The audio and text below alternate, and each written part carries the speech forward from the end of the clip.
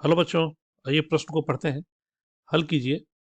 x dy बटा D x जोर 2y बराबर x cos x। बच्चों, प्रश्न की मुख्य अवधारणा के आधार पर हम अपने दिए हुए प्रश्नों को हल करते हैं। प्रश्न रैखिक अवकल समीकरण पे है बच्चों।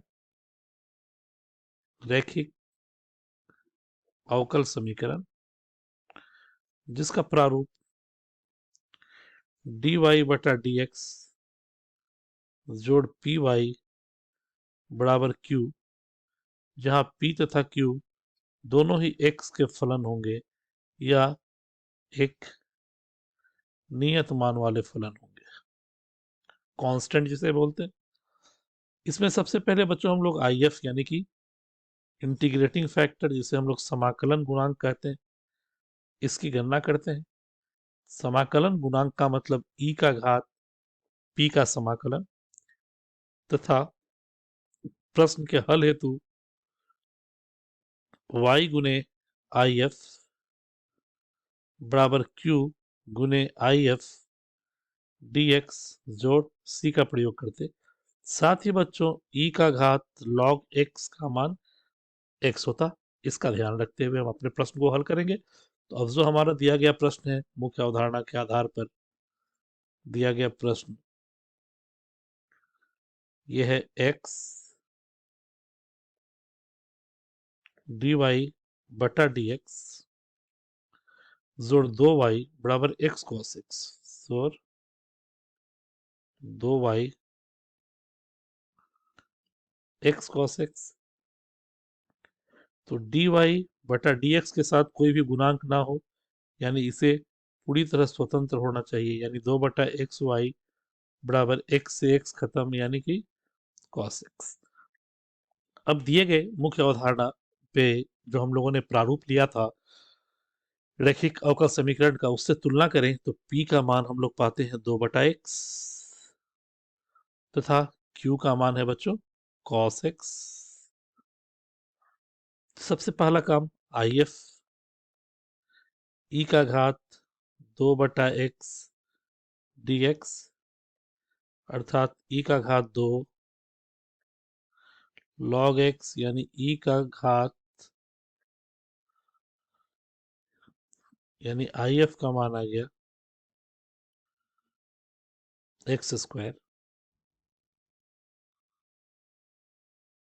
यानी हल हेतु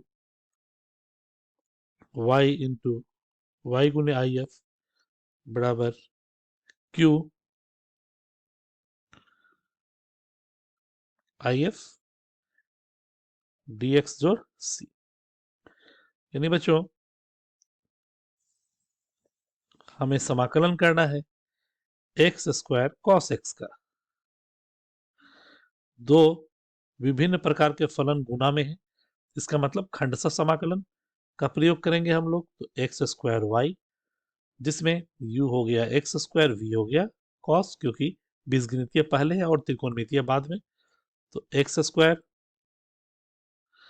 कॉस एक्स डी एक्स घटाओ डी बटा D x x square cos x D x पूरे का डी एक्स जोड़ सी।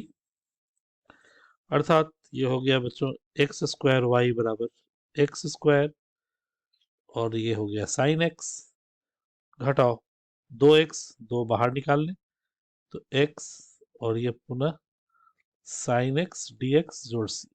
बच्चों ये पुनः खंडशः समाकलन, यानी एक्स स्क्वायर वाई बराबर